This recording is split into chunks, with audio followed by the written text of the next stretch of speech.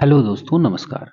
जब भी हम प्राचीन भारत की कला की बात करते हैं, तो दो नाम अपने आप सामने आ जाते हैं। अक्सर हम सब बोल देते हैं, अजंता और एलोरा की गुफाएं होती हैं ना।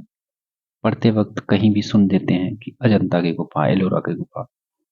तो ये सिर्फ गुफाएं नहीं है, बल्कि ये उस सोच का प्रमाण है जहां पत्थर को काटकर इंसान ने धर्म, कला और दर्शन को पत्थर में उतार दिया। दोस्तों, अजंता और एलोरा दोनों महाराष्ट्र में स्थित हैं और यूनेस्को वर्ल्ड हेरिटेज साइट्स भी हैं। महाराष्ट्र के औरंगाबाद जिले में,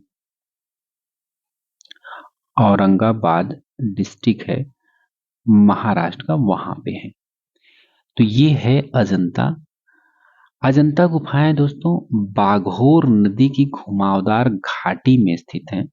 ये अर्धचंद्राकार पहाड़ी को काटकर बनाई गई हैं। ये देखो, ये पहाड़ी पूरी थी और इसके बीच में काटकर इसको रहने के स्थान और मंदिर बाद बनाए गए। इसलिए यहाँ एक प्राकृतिक सौंदर्य और एकांत का भाव मिलता है अजंता में। वहीं अगर एलोरा की बात करें तो ये चार नादरी पहाड़ियों में है, अपेक्षाकृत खुले और समतल क्षेत्र में है। एलोरा किसी की एक घाटी में नहीं है, बल्कि एक लंबे पहाड़ी क्षेत्र में फैली हुई है। और इस पहाड़ को काट कर दोस्तों सीधे यहाँ कोई इंसान खड़ा हो, इस पत्थर को, इस पहाड़ी को काटे और ऐसा मंदिर निकाले। सोचिए कितना बड़ा, कितना मुश्किल काम है ये, कि केवल पहाड़ी है और ऊपर खड़े होके काटते हुए आ रहे हैं और मंदिर बना रहे हैं शानदार तरीके से। ठीक है दोस्तों, अजंता की जबकि हमने देख ली कि बाघोर नदी के नदी घाटी में है, औरंगाबाद महाराष्ट्र में है। ये भी औरंगाबाद महाराष्ट्र में है। अर्धचंद्राकार पहाड़ी में है अजंता गुफा। और एलोरा जबकि समतल पठारी क्षेत्र में है, चार नादरी की पहाड़ियों में। काल की बात करें अगर, अजंता अपेक्षाकृत अधिक प्राचीन है। अजंता प्राचीन है इससे ज्यादा, एलोरा से। तो इसका निर्माण जो है लगभग दूसरी शताब्दी ईसा पूर्व से छठी शताब्दी ईसवी के बीच हुआ था। और एलोरा का विकास बाद में हुआ था। एलोरा का विकास बाद में हुआ, कब? 5वीं से 10वीं शताब्दी के बीच में हुआ था। यानी अजंता जो है मुख्य रूप से प्राचीन गुप्त कालीन परंपरा की देन है, जबकि एलोरा प्रारंभिक मध्यकाल की देन है, 5वीं से 10वीं शताब्दी में। ठीक है। अजंता गुफाएं 1819 में एक ब्रिटिश अधिकारी 1819 में एक ब्रिटिश अधिकारी जॉन स्मिथ द्वारा पुनः खोजी गई थी। ये तो थी ही पहले।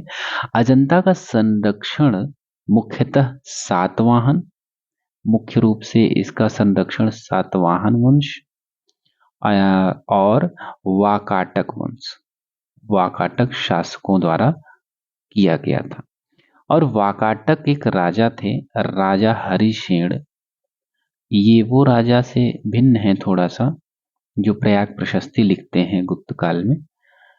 और वाकाटक राजा हरिशेन के समय अजंता का सबसे अधिक विकास होता है। वहीं एलोरा का निर्माण दोस्तों कई राजवंशों में हुआ, कई राजवंशों के काल में होता है। और इसमें कई धर्म हैं। अगर राजवंशों की बात करें तो मुख्य रूप से चालुक्य, राष्ट्रकूट और यादव वंश, ये 3 वंश हैं मुख्य रूप से एलोरा गुफा के विकास में।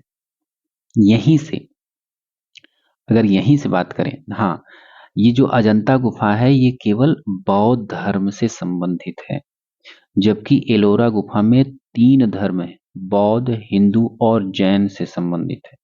34 गुफाएं हैं, जिसमें 1 से 12 तक की गुफाएं जो है बौद्ध धर्म में है एलोरा की, और 13 से 29 तक हिंदू धर्म में है, जबकि जैन 30 से 34 तक है। एलोरा गुफा की बात हो रही है जिसमें 3 धर्म आते हैं। जब केवल बौद्ध धर्म की बात होगी तो वो अजंता गुफा होगी जिसमें हीनयान और महायान दोनों परंपराएं रही हैं। ठीक, आगे चलते हैं। और धार्मिक रूप हमने देख लिया और यहीं से सबसे बड़ा अंतर आता है दोस्तों कि जहां एलोरा एक बहुधार्मिक है वहीं अजंता सिर्फ बौद्ध से संबंधित है। और एलोरा भारत की उस परंपरा का उदाहरण है जहां अलग अलग धर्म एक ही स्थान पर विकसित हुए। यही भारत में भी रहा है शुरुआत से ही। तो संरचना में देखें अगर तो अजंता में मुख्यतः 2 प्रकार की गुफाएं हैं। एक में चैत्य, दूसरे में विहार। विहार यानी भिक्षुओं के रहने का स्थान है दोस्तों, भिक्षुओं का निवास स्थान। चैत्य क्या होता है, वो प्रार्थना गृह होता था, चैत्य प्रार्थना गृह। और इसमें कुल 29 गुफाएं हैं। किसमें, अजंता में कुल 29 गुफाएं हैं। वहीं एलोरा गुफा की बात करें तो मंदिर, मठ और विहार ये तीनों हैं यहाँ पे, जिसमें 34 गुफाएं हैं। और यही मंदिर, कैलाश मंदिर यही है। आगे थोड़ा देखते हैं। अब कला विशेषता की अगर बात करते हैं, अजंता विश्व प्रसिद्ध है अपनी भित्ति चित्रकला के लिए। अजंता वर्ल्ड फेमस है। यहाँ क्या क्या मिलता है, एक तो बुद्ध के जीवन पर चित्र है, जातक कथाएं, राज दरबार, स्त्रियां, व्यापार, भिक्षु, सब चित्रों में एकदम जीवित है। यह भारतीय चित्रकला का श्रेष्ठतम उदाहरण है दोस्तों अजंता में। वहीं और यहाँ पे बोधिसत्व का चित्र भी है, जातक कथाएं हमने देखी।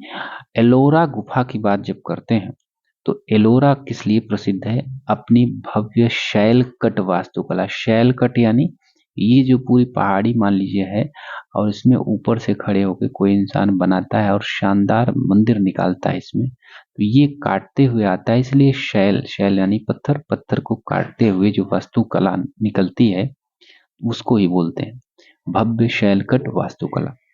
ठीक, ये एलोरा गुफाएं हैं।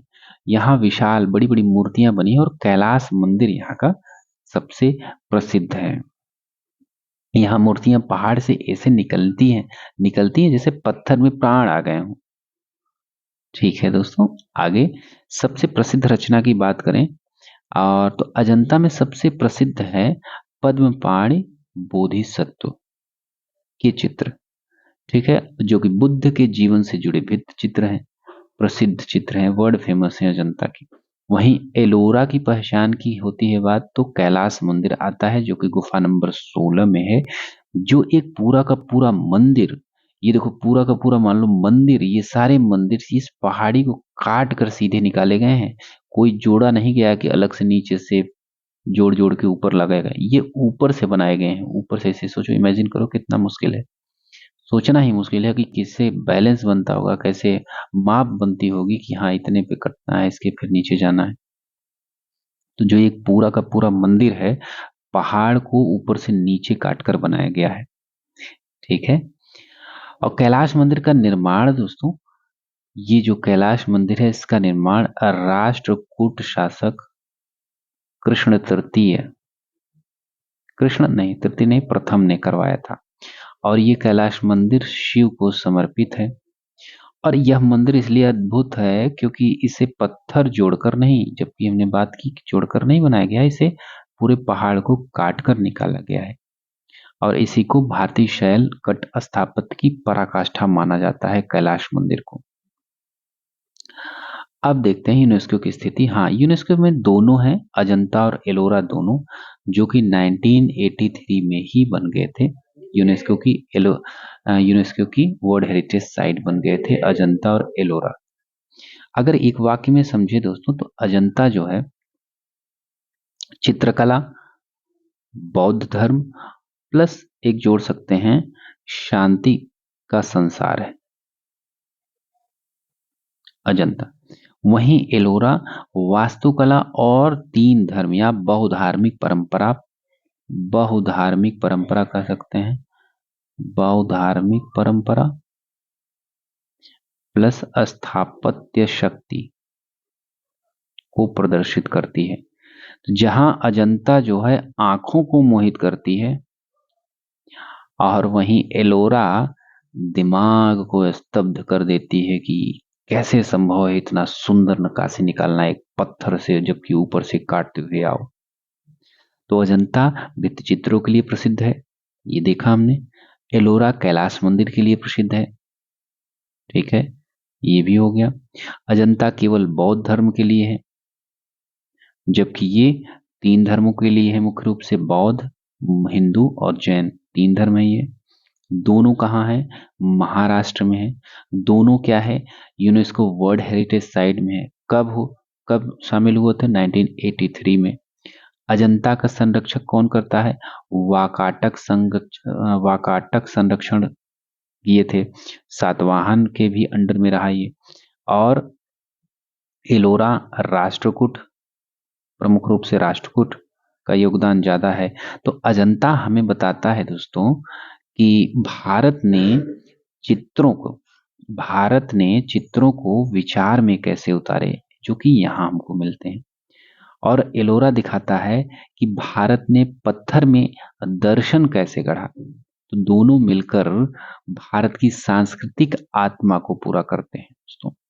तो इस प्रकार हमारा अजंता एलोरा के सारे पॉइंट्स कंप्लीट हो जाते हैं, और मुझे लगता है कि आपको समझ भी आया होगा।